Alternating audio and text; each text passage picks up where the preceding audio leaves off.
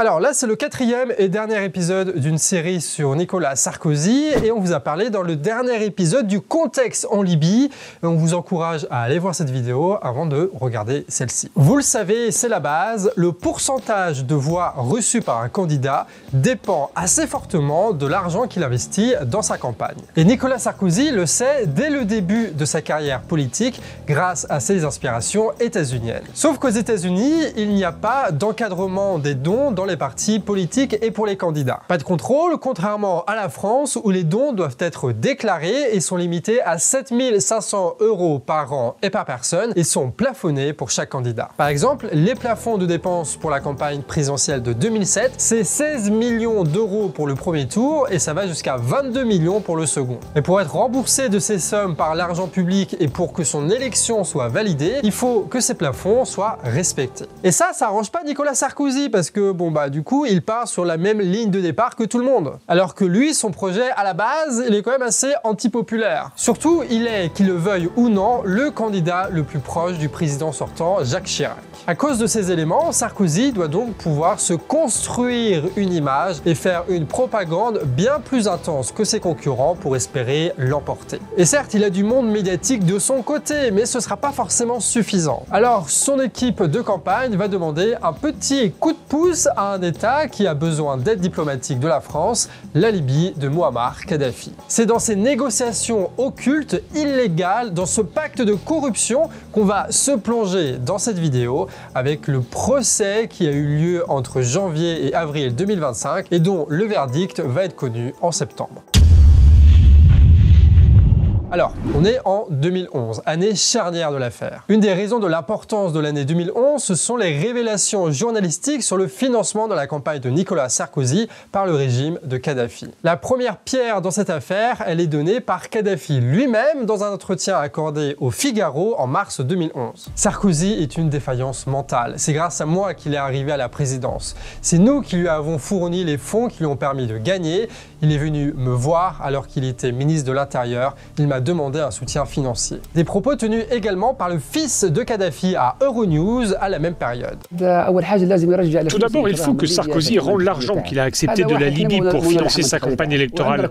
C'est nous qui avons financé sa campagne et nous en avons la preuve. Nous sommes prêts à tout révéler. La première chose que l'on demande à ce clown, c'est de rendre l'argent au peuple libyen. Immédiatement, ça paraît invraisemblable aux journalistes. La première hypothèse, c'est le mensonge. Kadhafi acculé souhaite entraîner Sarkozy dans sa chute. Sauf que des éléments externes vont appuyer ces propos de mois en mois, puis d'année en année. Évidemment, c'est Mediapart qui enquête avec un immense travail de plus de 150 articles. Depuis, le journal a aussi fait un travail pour simplifier l'affaire, qu'elle soit accessible avec une page dédiée. Ils ont aussi fait une frise chronologique qui nous ont permis de comprendre comment tout ça s'est passé et dans l'ordre dans lequel ça s'est passé. Il y a même un documentaire qui est sorti, d'1h30, sorti le 8 janvier 2025, pour expliquer les rouages de l'affaire et il s'appelle littéralement le film Personne n'y comprend rien. C'est au début de l'été 2011 que Mediapart commence les publications des documents Takieddine du nom d'un intermédiaire déjà impliqué dans ces affaires, Ziad Takieddine.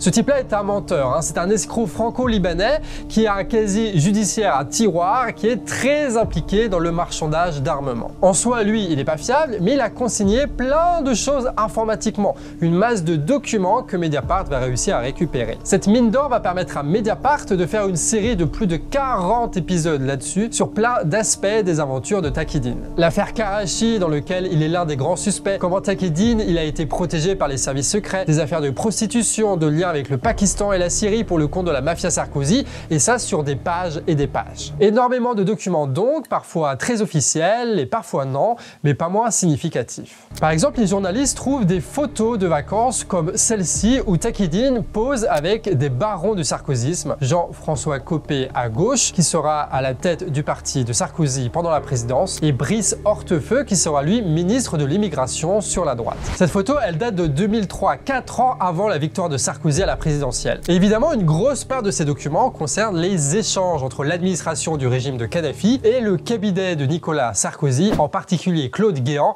ministre de l'Intérieur sous Sarko. On va donc pouvoir reconstituer en détail la période 2004-2011, le cœur de cette histoire sur la base de ces documents. En 2005, Sarkozy, ministre de l'Intérieur, se rend très officiellement en Libye. Et beaucoup moins officiellement cette fois, en septembre et décembre 2005, Claude Guéant, directeur de cabinet de Sarko, et Brice Hortefeux, ministre délégué aux collectivités territoriales, vont rencontrer Abdallah Senussi, terroriste et bras droit de Kadhafi, en la seule compagnie de Ziad Taqeddine à Tripoli. Ces rendez-vous sont, selon les documents révélés par Mediapart, le moment où a été conclu le pacte de corruption. La Libye aurait promis à ce moment-là un financement occulte allant jusqu'à 50 millions d'euros pour la campagne de Sarkozy pour la présidentielle de 2007. En plus du financement promis, on parle là de contrats commerciaux conclus par les deux pays par l'intermédiaire, là encore, de Ziad Taqeddine. Le deal était donc un financement par millions contre la grâce pour le terroriste Senussi, ainsi qu'un rapprochement diplomatique et économique. En 2007, beaucoup de gens se doutent que quelque chose cloche sans vraiment savoir l'identifier. Ça fait que 3 ans que les relations diplomatiques entre l'État français et Kadhafi sont reprises et le gars, il est déjà reçu à grande pompe à l'Élysée. Pour les familles des victimes de l'attentat de 1989, c'est une insulte, voire un crachat au visage. Et pour l'instant, elles ne savent pas encore que Senussi, le bourreau de leurs proches, parle avec les lieutenants de Sarkozy en vue d'être graciés. Ces lieutenants, d'ailleurs, avec l'élection de Sarkozy, ils ont maintenant une place de choix. Brice Hortefeux devient ministre de l'immigration, Claude Guéant, secrétaire général de l'Élysée, avant de passer ministre de l'Intérieur en 2011. Et le trésorier de sa campagne à Sarkozy, Éric Woerth, lui, il est nommé ministre du budget. Et il faudra attendre les printemps arabes en 2011 pour voir des nouvelles de la Libye. À ce moment-là, le peuple libyen va se soulever contre le régime de Kadhafi. Et là, changement complet d'allégeance de Sarkozy, l'armée de l'État français va aider les insurgés contre Kadhafi. C'est déjà surprenant au vu de la chaleur des relations avec la visite dont on a déjà parlé. Mais c'est encore plus étonnant quand on pense que, on parle quand même là de grèves, de manifestations qui ont secoué tout le nord de l'Afrique en reprenant des revendications sur la démocratie, le salaire, les conditions de travail, d'embauche, sur la libre expression des syndicats. Et tout ça, ça aurait pu compromettre les intérêts des grandes entreprises françaises dans la région. Partout, sauf en Libye, les États-Unis ont conseillé les classes dirigeantes, notamment tunisiennes et égyptiennes, pour gérer la crise. Elles se sont alors attelées à une opération de tromperie de la population nommée la transition démocratique, et même ordonnée avec des façades parlementaires qui n'allaient satisfaire aucune revendication sociale des printemps arabes. Sauf qu'en Libye, ça s'est pas passé comme ça. À la tête d'une coalition avec les États-Unis et le Royaume-Uni, le gouvernement français de Sarkozy a attaqué directement Kadhafi et ses troupes. Les avions militaires français ont été les plus nombreux et sont ceux qui ont bombardé le plus. Le gouvernement français, lui, a joué un rôle majeur, y compris en tirant son épingle du jeu dans la guerre civile et la division du pays qui a suivi. Et ça dans une guerre qui a fait des centaines de milliers de victimes directes. Il y a un nombre incalculable de victimes indirectes, puisque les armes abandonnées et ramassées sur le territoire vont faire du pays le paradis des groupes djihadistes. Des groupes qui vont devenir si puissants qu'ils vont investir tous les pays du Sahel. Et ça, c'est une autre histoire, une autre guerre de l'État français. Avec un résultat aussi pourri des interventions en Libye, beaucoup se demandent pourquoi avoir organisé ces interventions. Je veux dire, pourquoi enflammer le risque terroriste déjà très fort dans la région? Et à l'époque, beaucoup de questions, mais pas beaucoup de réponses. On a juste le droit au traditionnel, c'est pour la démocratie. Armer ces rebelles et leur permettre de gagner cette bataille qu'ils ont lancée et de faire eux-mêmes leur propre révolution. Aujourd'hui, des faits sont établis et on a des hypothèses. Par exemple, en 2011, la maison de Senussi, le terroriste dont on a parlé depuis le début, a été bombardée par l'OTAN. Un bombardement sur un quartier résidentiel qui coûte la vie à des civils et détruit une école. Donc question, pourquoi est-ce que l'OTAN a bombardé ces civils? Et on a une piste maintenant. C'est peut-être à cause des secrets qui lient Senussi à la France, avec notamment ce financement illicite de la campagne de Sarkozy. Autrement dit, on aurait bombardé pour le tuer, pour le faire taire définitivement. Actuellement et depuis 2012, les forces de sécurité qui détiennent Abdallah Senussi dans sa prison à Mitiga, dans la capitale libyenne, refusent de l'emmener au tribunal. Selon la famille du terroriste lui-même, ce serait pour lui le faire attendre la mort en prison et éviter là encore qu'il révèle ses derniers secrets. Comme par exemple la teneur exacte du financement dans la campagne et de l'apport de nouvelles preuves dans l'affaire Sarkozy-Kadhafi. Donc l'hypothèse qui nous paraît le plus crédible, c'est que la guerre avait pour objectif secret de fermer la bouche définitivement à l'administration Kadhafi et de détruire les archives qui prouvent les malversations. Avec en plus des enjeux impérialistes, évidemment, celle de faire taire un système économique en Libye qui était concurrent aux grandes puissances occidentales. Le 12 mars 2012, Mediapart sort le premier article qui ne parle pas seulement de soupçons sur les financements libyens dans la campagne de Nicolas Sarkozy. Et oui, parce qu'avec du conditionnel, Mediapart détaille ce qui avait été soupçonné l'été précédent. Takieddine serait au cœur du système de montage, avec à la clé pour Sarkozy des millions d'euros transitant par le Panama et la Suisse par des intermédiaires et de l'argent liquide. Au moment des révélations, on est en pleine campagne présidentielle de 2012 et Sarkozy, candidat à sa réélection, dément l'existence de cet argent libyen. Une dénégation qui a été maintes fois répétée depuis. Avez-vous, oui ou non, reçu de l'argent liquide de Libye pour financer votre campagne de 2007, comme l'a affirmé l'intermédiaire Ziad Takieddine, alors pas seulement dans les médias, mais à la justice française hier aussi? Quelle indignité. Nous sommes sur le service public. Vous en avez parlé vous-même hier soir. Vous n'avez pas honte de donner écho à un homme qui a fait de la prison, qui a été condamné à d'innombrables reprises pour diffamation et qui est un menteur. Ce n'est pas l'idée, voyez-vous, que je me fais du service public. Mediapart est accusé de donner de l'importance à Takieddine, qui est connu comme être un menteur et un escroc. Et puis de saboter la campagne de Sarkozy, d'être à la botte de François Hollande, etc. Le problème, c'est qu'un mois plus tard, c'est une note signée par Moussa Koussa, ex-chef du renseignement extérieur de Kadhafi, qui est révélée par les journalistes. Elle date du 10 septembre 2006 et va exactement dans le sens des documents de Takieddine. Contestée par le clan Sarkozy, elle a été authentifiée depuis par 3 experts en écriture. S'ensuivent les confirmations de l'ex-premier ministre libyen, de l'ancien directeur de cabinet du fils de Sarkozy et même d'un ambassadeur français sur les années 2013 et 2014. En 2016, la justice française peut consulter un carnet de notes de l'ancien ministre du pétrole de la Libye, Choukri Ghanem. Cet homme a été noyé dans le Danube en 2012 et on ne sait pas bien comment il en est arrivé là. Alors oui, on se doute qu'il est tombé dans l'eau à un moment donné. La question c'est qui l'a poussé et si c'est quelqu'un qui l'a poussé, pourquoi est-ce qu'il l'a fait? Sur lui est retrouvé un carnet manuscrit, lui aussi authentifié depuis, et dedans il a consigné le 29 avril 2007 les détails de 3 virements qui auraient été fait pour la campagne de Sarkozy. Fin 2007, Ziad Takieddine déclare avoir lui-même apporté des mallettes d'argent liquide à Claude Guéant pour la campagne dans une longue interview. Et je sais que je suis attendu, donc je rentre directement, on m'accompagne chez M. Guéant. Donc quelqu'un vous accompagne, vous avez votre valise avec vous? C'est une valise à roulettes? Non, c'est une valise avec un zip en cuir. D'accord, donc c'est en fait une petite mallette. Grande.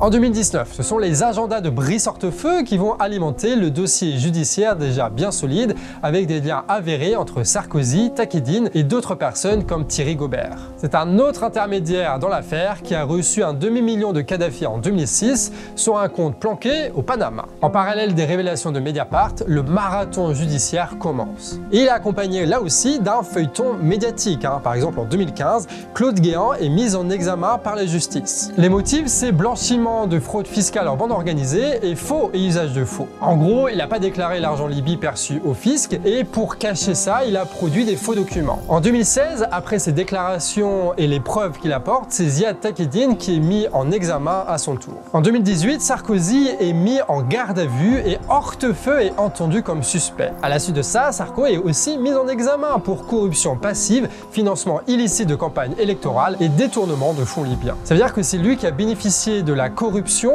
par des vols indirects d'argent public libyen. Il est suivi de près par Eric Woerth pour complicité puisqu'il était trésorier de la campagne en 2007 et qu'il a dissimulé l'usage massif d'argent en espèces. La même année, Claude Guéant voit sa mise en examen alourdie de 6 nouveaux potentiels délits. Dans le même temps, la justice authentifie une note officielle libyenne alors que Sarko prétendait devant la justice que c'était un faux produit par Mediapart. C'est d'ailleurs ce que vont retenir les médias de milliardaires, les journalistes journal, eux, vont suivre presque aveuglément la parole de Sarkozy qui parle de complot contre lui, de justice politique et qui prétend que tout le dossier tient que sur des déclarations de Takedine en 2016. En 2020, l'un des intermédiaires de l'affaire, Alexandre Djouri, est mis en examen à son tour, tout comme Thierry Gobert dont on a déjà parlé. Les gars, ils ont aussi fait transiter l'argent libyen pour le bénéfice de la campagne et parfois aussi pour leur propre compte.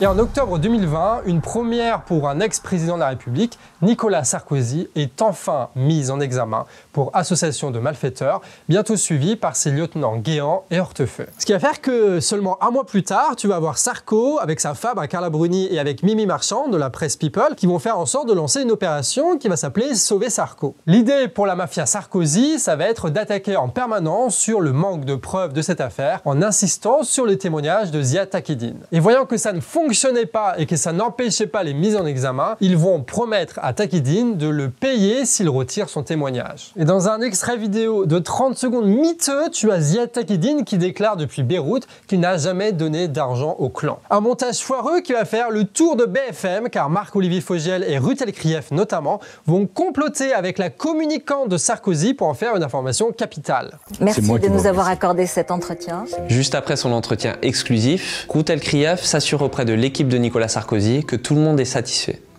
Ça va? Vous avez de bons échos? Excellent. Merci ma chère Ruth.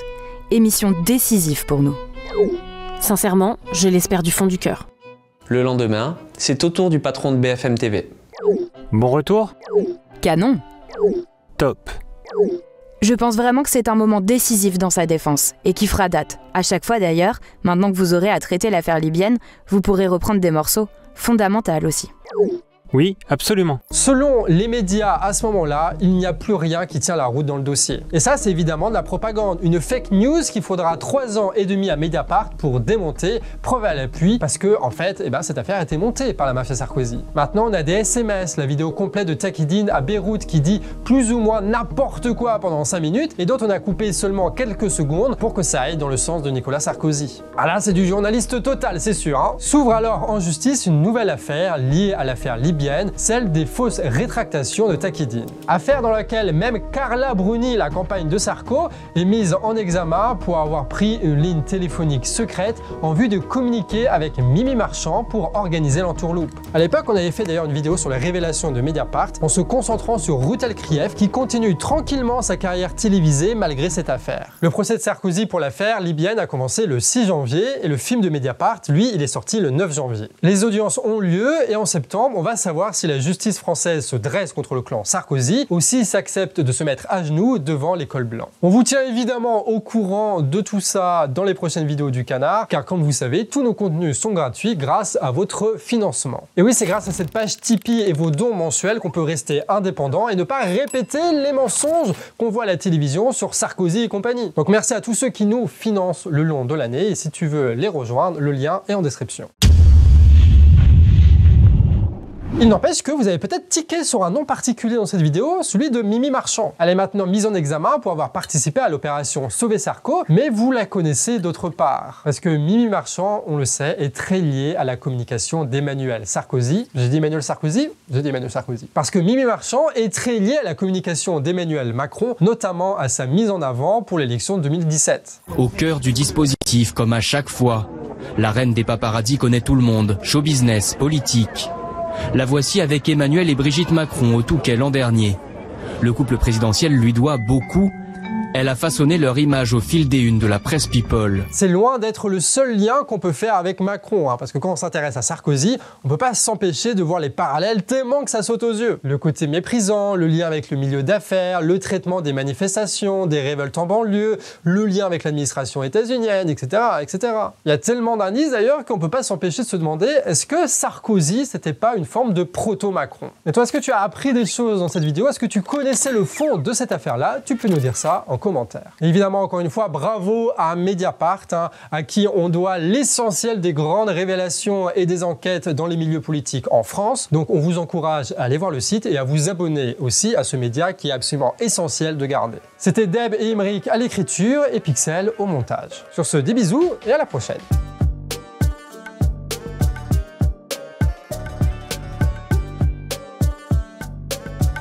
Ouais.